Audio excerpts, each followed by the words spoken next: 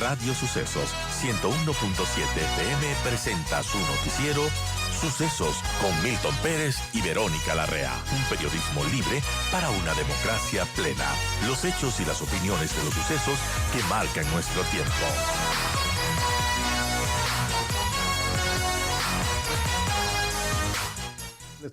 Justamente iniciamos nuestra charla con esto que no recordamos realmente que hayan existido hallazgos de tal magnitud en los últimos años. Realmente es lo más grande que ha sido atrapado por la policía y las Fuerzas Armadas en operativo conjunto. Este alijo de 22 toneladas de cocaína.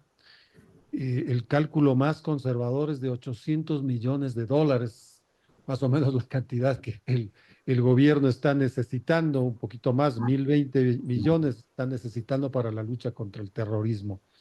Y cosas intrigantes, ¿no? Que realmente solo hubo una persona en esta chanchera localizada en Vinces. A las Fuerzas Armadas, a la policía, al personal involucrado le tomó varias horas sacar estos paquetes, estas 22 toneladas. Coronel Aro, muy buenos días. ¿Qué piensa al respecto? Gracias, estimado Edgar. Buenos días, Verónica. Buenos días. Muchas gracias por la invitación. En efecto, este es el resultado y la consecuencia de las operaciones militares. Nosotros debemos recordar que con el decreto 111, el presidente de la República, una decisión política muy bien traída para controlar la seguridad en el país, ordenó y dispuso a las Fuerzas Armadas la conducción de operaciones militares con la finalidad de neutralizar a 22 organizaciones consideradas como terroristas por ese decreto. En estas circunstancias y bajo el amparo de la disposición presidencial, de la disposición política, las Fuerzas Armadas condujeron operaciones de reconocimiento.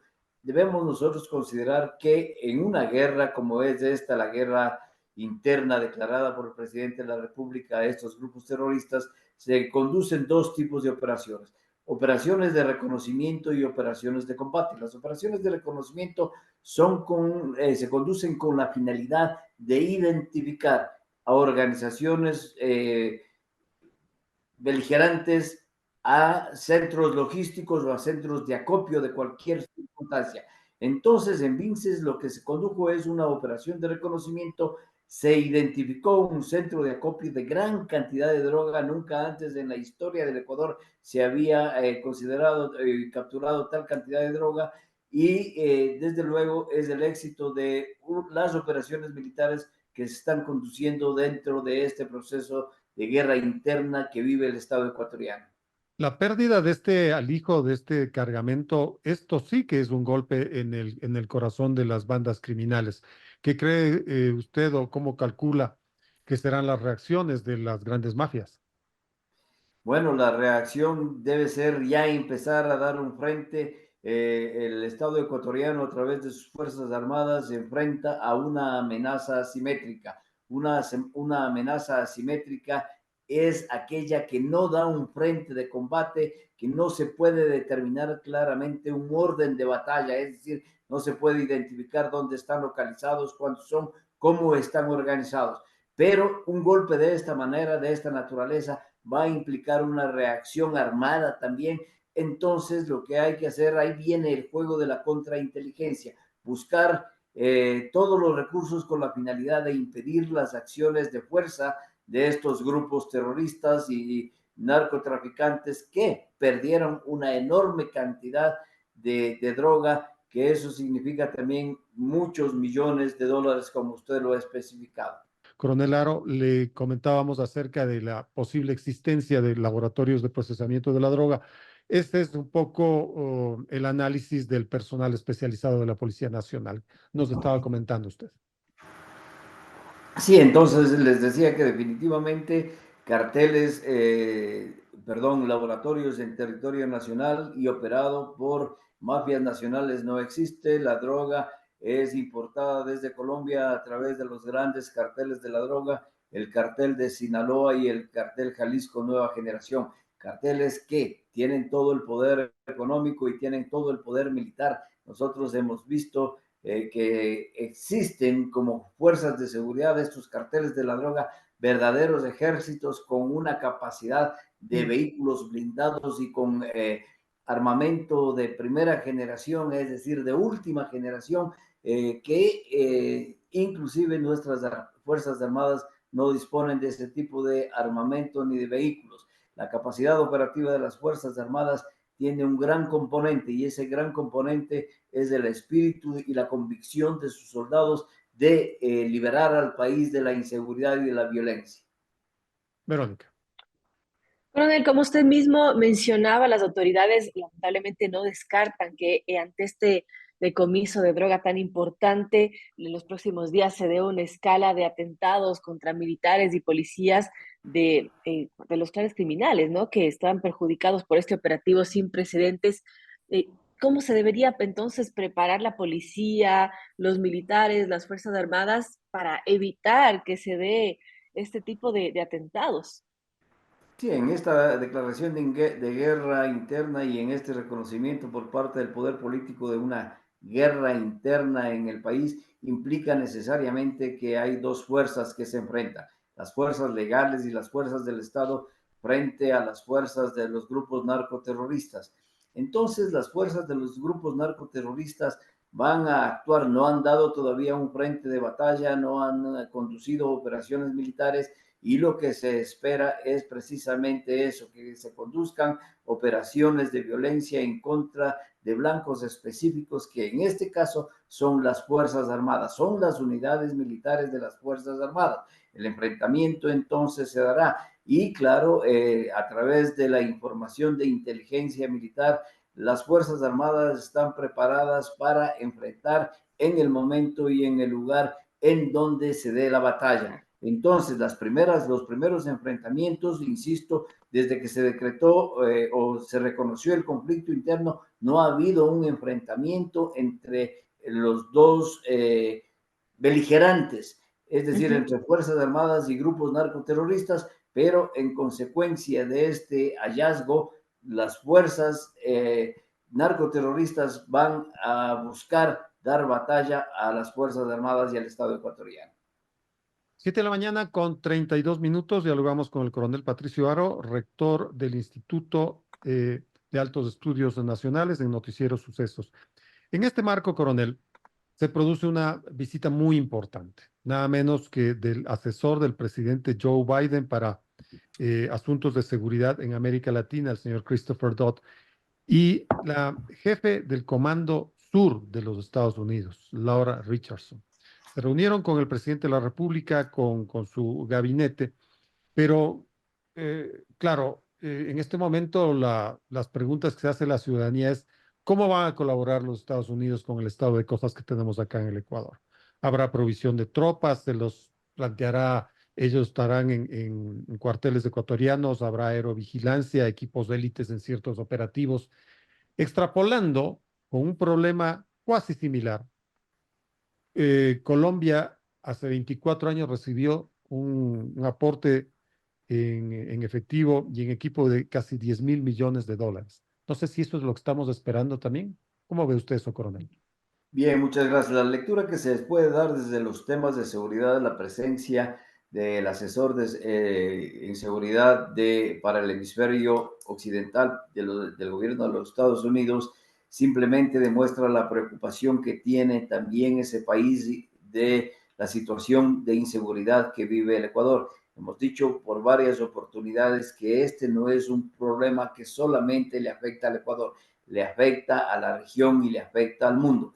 La presencia de carteles en los países productores no solamente afecta, y vemos claramente cómo el Ecuador en un progreso continuado se convirtió de la isla de paz en el país más violento de la región y de Latinoamérica. Entonces, también Colombia y Perú vemos nosotros que tienen una preocupación por su seguridad al ver el momento en que se reconoció la guerra interna, al haber militarizado sus fronteras para evitar que estos grupos puedan ingresar a territorio colombiano o peruano. Los países que están en la ruta también están sumamente preocupados, y de ellos especialmente Costa Rica, porque Costa Rica es un país que tiene acceso a los dos océanos, por lo tanto, y ese territorio ya está siendo ocupado por las bandas narcodelictivas y por los exportadores de la droga. Es decir, desde Ecuador podría llegar la droga o estaría llegando ya droga a las playas del Océano Pacífico, cruzan el territorio nacional de Costa Rica y llegan al Atlántico, al Caribe, a Puerto Limón, y desde el Caribe son las rutas hacia Europa e inclusive hacia el Asia. Entonces, esta preocupación de seguridad que tienen los Estados Unidos demuestra primero la presencia del asesor presidencial sobre los temas de seguridad para el hemisferio occidental. Y la presencia de la general Richardson también da la lectura de que existe un interés para combatir militarmente. Nosotros debemos recordar que Estados Unidos en su estructura militar está organizado en comandos generales. Tiene 7 comandos, de los cuales el Comando Sur es el que tiene como escenario a América Latina y el Pacífico. Entonces, la presencia de la general Richardson implica que podría darse algún tipo de ayuda militar. La ayuda militar es un programa que ha manejado por siempre los Estados Unidos y desde luego en el Plan Colombia al que usted hace referencia se entregaron, pero sí, en efecto los Estados Unidos no entregan recursos en efectivo, no entregan dinero a través de la ayuda militar, lo entregan siempre en equipo militar, en entrenamiento, en maniobras, en asesoramiento. Entonces nosotros esperamos, debemos recordar que el gobierno anterior, el gobierno del presidente Lasso, firmó un convenio a través del Ministerio de Defensa de 3.500 millones de dólares para ayuda militar. Esta ayuda militar se distribuía a lo largo de 7 años e implicaba entrenamiento, pero fundamentalmente equipos de inteligencia. No se va a dar presencia de tropas en nuestro territorio, de manera alguna la Constitución lo impide, y lo que sí va a haber es asesores militares, va a haber entrenadores, se van a capacitar a nuestros soldados a través de técnicas de los Estados Unidos, de miembros del ejército de los Estados Unidos y de sus fuerzas armadas para combatir a este enemigo que el Ecuador no tiene experiencia. El Ecuador estuvo siempre preparado para una guerra convencional en donde claramente se identificaba la amenaza, claramente sabía dónde estaban las fuerzas a las que había que combatir, pero en este tipo de combate el Ecuador no tiene experiencia y necesita recursos y necesita también entrenamiento. Entonces, por allí van a ser los acuerdos, especialmente con el Comando Sur, pero también el día de ayer en la reunión con el presidente de la República se determinó que se requiere gran soporte económico y gran ayuda internacional para sostener la economía de guerra que hoy tiene el Ecuador. La economía de guerra demanda, normalmente se estima que por lo menos 4 veces más que una administración económica de un país en tiempos de paz. Entonces, la escasez de recursos de nuestro territorio, de nuestro país y de nuestro estado hacen que en un momento determinado las Fuerzas Armadas podrían verse disminuidas en su capacidad operativa por la falta de recursos. Y Claro, el estos financiamiento es otro frente que se ha abierto el gobierno y que tendrá que resolverlo especialmente en la Asamblea Nacional. Pero usted ha mencionado, coronel, la existencia de este instrumento diplomático suscrito por el Ministerio de Defensa, que tiene que ser avalado todavía por la Corte Constitucional. Es decir, en este momento está en manos de la Corte Constitucional todo lo que tenga que hacerse en materia de seguridad, especialmente en términos de colaboración con los Estados Unidos, porque de lo contrario, lo que habremos tenido es una visita de alto grado jerárquico, pero nada más. Sí, en efecto, y también lo que hemos reclamado varias veces no es un asunto, y desde hace algún tiempo ya no es un asunto que tiene que enfrentar un gobierno, y es el Estado ecuatoriano el que tienen que enfrentar con todas sus funciones y todas sus instituciones. Entonces vemos hoy que el Estado ecuatoriano se está integrando frente a esta situación de inseguridad. La Asamblea está trabajando en consenso con el Ejecutivo, y desde luego la Corte Constitucional también deberá dar el soporte. Eso debemos entender, no es que el estado de emergencia está rigiendo para conducir la guerra interna. La guerra interna no está presente por un estado de excepción. La guerra interna está ahí por las acciones que se conducen y no inicia y no termina por un decreto ejecutivo. Entonces la Corte Constitucional deberá avalar y garantizar todas las demandas del Estado ecuatoriano en lo que es economía, en lo que es seguridad, en lo que es equipamiento y repotenciación de sus Fuerzas Armadas. Por lo tanto, el Estado como un todo debe enfrentar. Si el Estado no está integrado para enfrentar a estos grupos, a estos 22 grupos terroristas, definitivamente estaríamos nosotros en condiciones muy difíciles y hasta podríamos perder esa guerra interna. Verónica. Eso es complejo y hablando del costo de la violencia, justamente el índice de paz global 2023 mostró que el costo económico de la violencia en nuestro país representó el 6% del Producto Interno Bruto en el año pasado, no se diga en este año. Frente a esa dificultad, ese frente que tiene el gobierno también pendiente, ¿qué se podría esperar, coronel? Bueno, las medidas que está adoptando el gobierno, el incremento del IVA para poder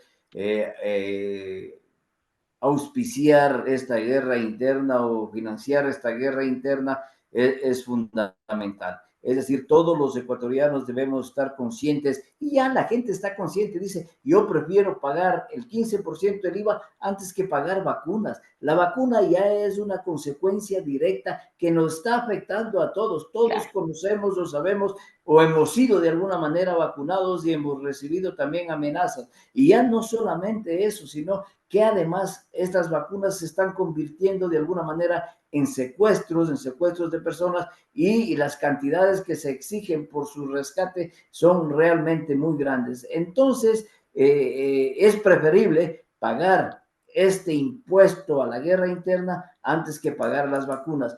Es un momento quizá tal vez para la focalización de subsidios. Es posible. El presidente de la República ayer en una entrevista con un medio decía que sí, no va a eliminar los subsidios, pero tampoco va a generalizarlos como al momento se encuentran. Cuando sabemos que uno de los principales beneficiarios de los subsidios son precisamente los carteles de la droga y los carteles del narcotráfico. Por lo tanto, creería que es el momento para la focalización de subsidios en donde los recursos podrían ser necesariamente orientados hacia la conducción de esta demanda económica que un Estado y el Estado ecuatoriano requiere para conducir esta guerra interna.